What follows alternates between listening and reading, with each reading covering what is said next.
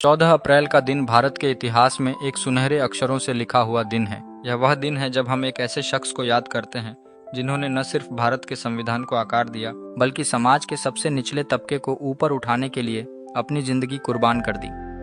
जी हाँ, हम बात कर रहे हैं डॉक्टर भीमराव रामजी अम्बेडकर की, जिन्हें प्यार से बाबा साहेब कहते हैं। यह दिन सिर्फ उनकी जयंती नहीं है, बल्कि सामाजिक न्याय, समानता और मानवाधिकारों के लिए एक जागरूकता की पुकार है। आज हम मिंटी फैक्ट्स के इस वीडियो में डॉक्टर बाबा साहेब अम्बेडकर के जीवन, उनके योगदान, उनके विचारों और 2025 में उनकी जयंती के आधुनिक परिप्रेक्ष्य को गहराई से समझने की कोशिश करेंगे। लेकिन शुरू करने से पहले एक सवाल, क्या आप जानते हैं कि संयुक्त राष्ट्र ने भी डॉक्टर बाबा साहेब अम्बेडकर को अंतर्राष्ट्रीय मंच पर सम्मानित किया है? जी हाँ, 2016, 2017 और 2018 में यूएन ने उनकी जयंती को सेलिब्रेट किया था। यह तथ्य अपने आप में बताता है कि बाबा साहेब का प्रभाव सिर्फ भारत तक सीमित नहीं था, बल्कि उनकी आवाज पूरी दुनिया में गूंजी।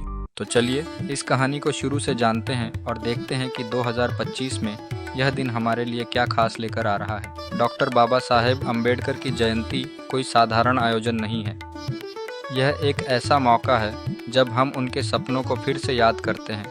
एक ऐसा समाज जहां जाति, धर्म या लिंग के आधार पर कोई भेदभाव न हो। यह दिन हमें उनके उस संघर्ष की याद दिलाता है जो उन्होंने दलितों, महिलाओं और मजदूरों के अधिकारों के लिए किया। 2025 में 14 अप्रैल को उनकी 134वीं जयंती मनाई जाएगी और इसे राष्ट्रीय अवकाश घोषित किया गया है। पूरे देश में इस दिन को बड़े धूमधाम से सेलिब्रेट किया जाएगा। मुंबई की चैत्य भूमि और नागपुर की दीक्षा भूमि जैसे स्थान इस दिन तीर्थ स्थलों में बदल जाते हैं। लाखों लोग यहाँ जमा होते हैं, फूल चढ़ाते हैं, उनके विचारों को याद करते हैं और उनके दिखाए रास्ते पर चलने का संकल्प लेते हैं। संसद भवन में भी एक खास समारोह होता है, जहां राष्ट्रपति, प्रधानमंत्री और तमाम बड़े नेता उनकी प्रतिमा पर पुष्पांजलि अर्पित करते हैं। स्कूलों, कॉलेजों और यूनिवर्सिटी में बच्चे और युवा उनके विचारों पर चर्चा करते हैं, नाटक करते हैं और उनके जीवन से प्रेरणा लेते हैं। इसके अलावा कई सामाजिक संगठन रैलियां निकालते हैं, जागरूकता अभियान चलाते हैं और समाज में समानता की बात को आगे बढ़ाते हैं। यह दिन सिर्फ एक छुट्टी नहीं, बल्कि एक सामाजिक क्रांति का उत्सव है। 2025 की अम्बेडकर जयंती कुछ खास होने वाली है। सरकार ने इस बार कई बड़े ऐलान किए हैं जो इस दिन को और भी यादगार बनाएंगे। सभी सरकारी स्कूलों और विश्वविद्यालयों में बाबा साहेब पर विशेष व्याख्यान आयोजित होंगे, जहां उनके जीवन और संघर्ष की कहानियां बच्चों तक पहुंचाई जाएंगी। सामाजिक न्याय मंत्रालय ने नए कार्यक्रमों की शुरुआत करने का वादा किया है, जैसे कि वंचित समुदायों के लिए स्कॉलरशिप और ट्रेनिंग प्रोग्राम। सोशल मीडिया पर भी इस बार खास तैयारी है। जागरूकता फैलाने के लिए डिजिटल कैंपेन चलाए जाएंगे, जिसमें युवाओं को जोड़ा जाएगा। और सबसे रोचक बात, भारत के बाहर भी इस बार अम्बेडकर जयंती मनाने की योजना है। कई देशों में बौद्ध समुदाय और भारतीय डायस्पोरा इसे सेलिब्रेट करने की तैयारी कर रहे हैं। यह दिखाता है कि बाबा साहेब का संदेश अब वैश्विक हो चुका है। क्या यह एक नई शुरुआत की ओर इशारा करता है? अब कुछ हैरान करने वाले तथ्य सुनिए। डॉक्टर बाबा साहेब अम्बेडकर ने अपने जीवन में 64 अलग अलग विषयों में डिग्री हासिल की थी। जी हाँ, 64।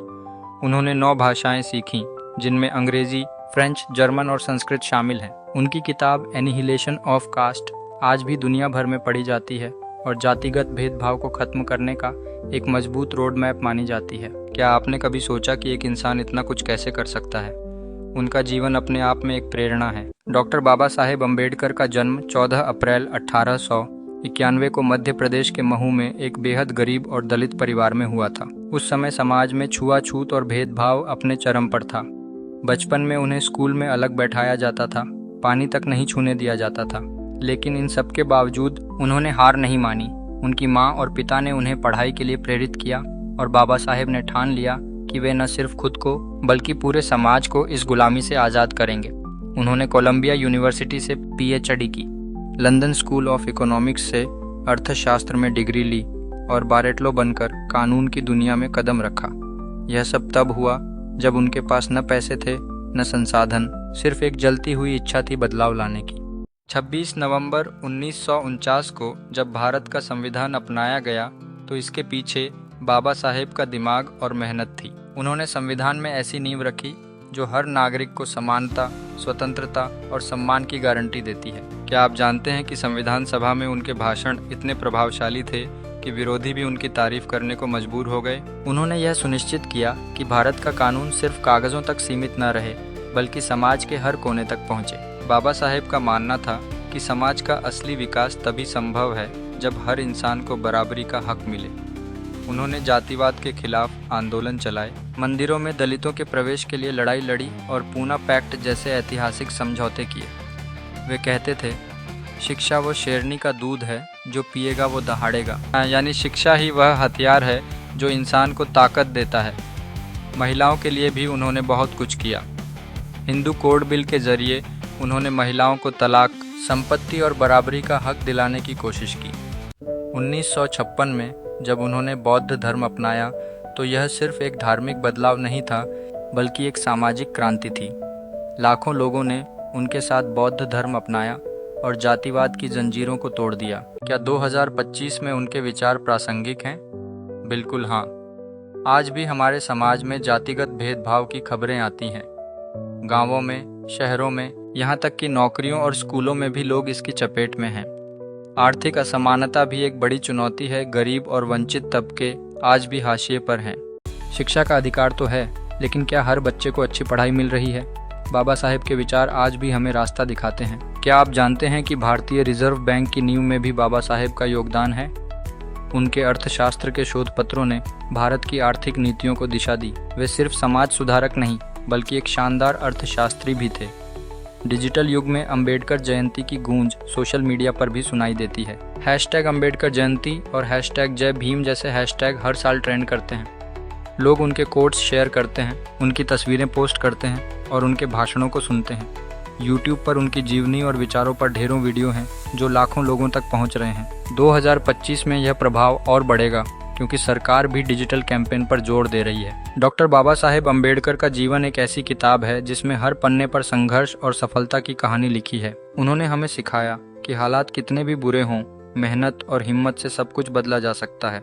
उनकी जयंती सिर्फ एक दिन नहीं बल्कि एक संदेश है कि समाज को बेहतर बनाने की जिम्मेदारी हम सबकी है। 2025 में जब हम उनकी 134वीं जयंती मनाएंगे तो यह सोचने का वक्त होगा कि क्या हम उनके सपनों को सच कर पाए हैं। तो आप क्या सोचते हैं?